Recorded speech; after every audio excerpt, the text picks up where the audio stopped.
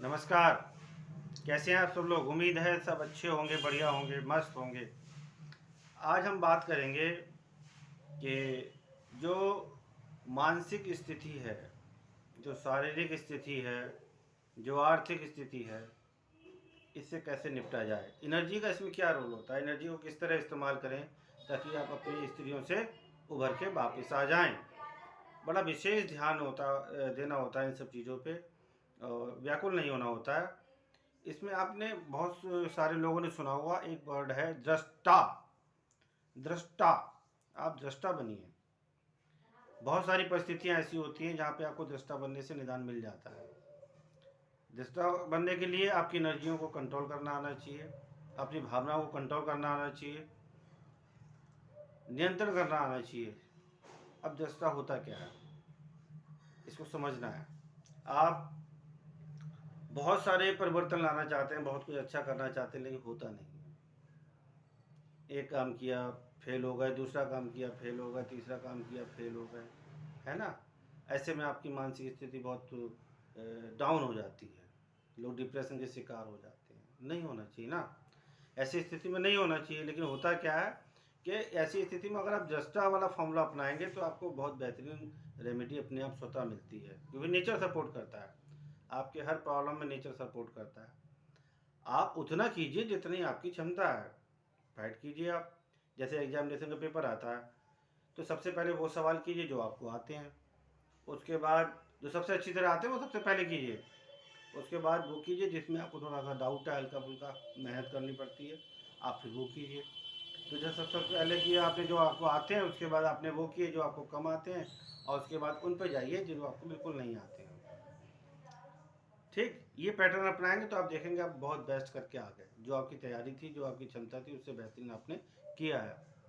लेकिन सबसे पहले आपने फोकस कर लिया उन पे, क्वेश्चनों पे जो आपको आते नहीं है, तो जो आते हैं वो भी आपके डिस्टर्ब हो जाएंगे। ठीक है, तो इस चीज़ का बहुत विशेष ध्यान देना होता है। लाइफ की परिस्थितियाँ होती हैं, आप बहुत कुछ करना चाहते हैं, आप बहुत अमीर होते हैं, कभी डाउन में चले जाते हैं, उसके बाद लोगों के व्यवहार आपके बदल जाते हैं, है ना। ऐसी स्थिति में लोग तरह तरह के कदम उठा लेते हैं, गलत बात है ना। इस चीज़ का बहुत ध्यान देना है कि जब परिस्थितियाँ तो बदलने के लिए होती है ना। बहुत बड़े ज्ञानी ने कहा कि परिस्थितियाँ तो बेवकूफ़ होती हैं, बदल जाती हैं, नियम है ये। आप डटे रहिए, लगे रहिए अपनी, है ना। एक बार फेल होंगे, दो बार फेल होंगे, 10 बार फेल होंगे किसी भी काम में, किसी भी क्षेत्र में, लेकिन एक मौका आएगा कि इसमें बदल जाएगी। और बदलती हर एक की बदलती, हर एक की बदलती, कोई ऐसा बंदा नहीं जिसकी नहीं बदलती है। मौके भी हर एक की ज़िंदगी में आते हैं, है ना।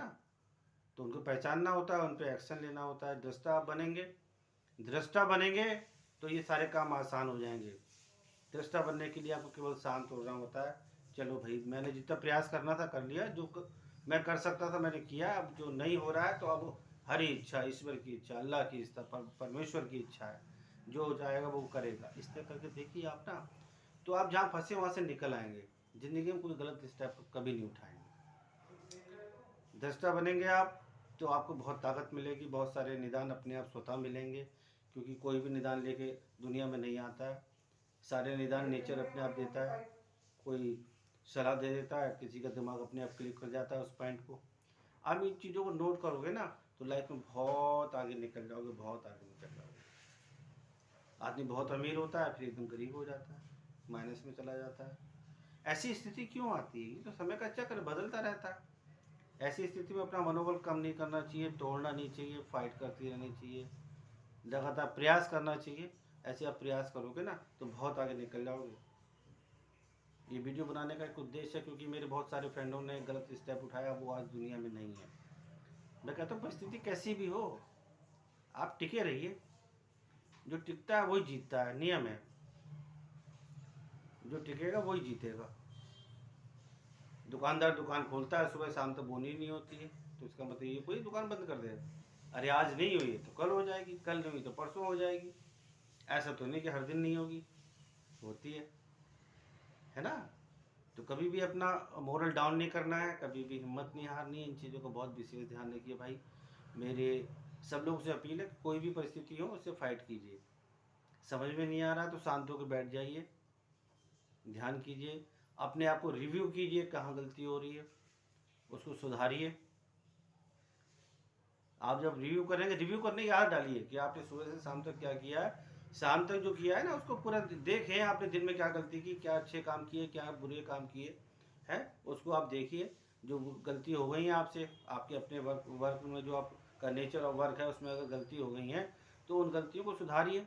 बस धीरे धीरे आप अपडेट हो जाएंगे, है ना। और किसी का अहित हो गया आपसे तो उसके लिए क्षमा मांगिए। आप मानसिक क्षमा मांगिए, दिल से क्षमा मांगिए। जब आप ये एक्टिविटीज़ करने लगेंगे तो रात को नींद भी बढ़िया आएगी, और आपके जो बिजनेस है, जो भी आप कारोबार करते हैं, उसमें आपको दिन दूनी रात चौगुनी तरक्की होती नज़र आएगी। ये सब चीज़ें हैं, मैंने देखा है, मेरा अनुभव है ये। आप जब किसी की हेल्प करते हो तो ईश्वर आपकी हेल्प करने के लिए स्वयं आ जाता है, किसी न किसी माध्यम से वो हेल्प करने के लिए आ जाता है। तो स्थिति परिस्थिति कैसी भी हो, कभी भी कोई भी गलत स्टेप नहीं उठाना भाई, इस बात का बहुत विशेष ध्यान रहे।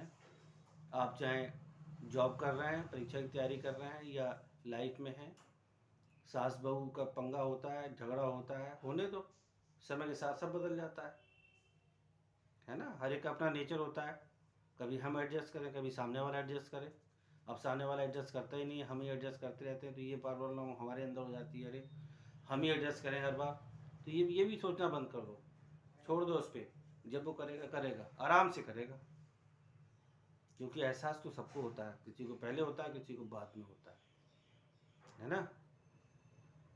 और न्यूटन का थर्ड लॉ है कि एक्शन और रिएक्शन, है ना, क्रिया के प्रति प्रतिक्रिया होती है।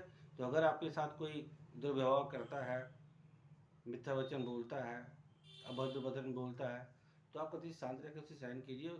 उसको जवाब देने वाला नेचर कहीं ना कहीं से भेज देगा, तब समझ में आती है।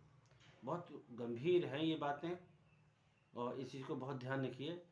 पढ़ाई कर रहे हो तो पढ़ाई पे ध्यान दो, अपना जो सिलेबस है उसे कंप्लीट करिए, जो नहीं आता है उसको जिस जिन सोर्सों से मालूम हो सकता है अपडेट करिए अपने आप को, निरंतर प्रयास कीजिए। हर आदमी को जो काम करना है उस काम के लिए नेचर सपोर्ट करता है, वहाँ उसे पहुँचा देता है वो। आप लगे रहिए।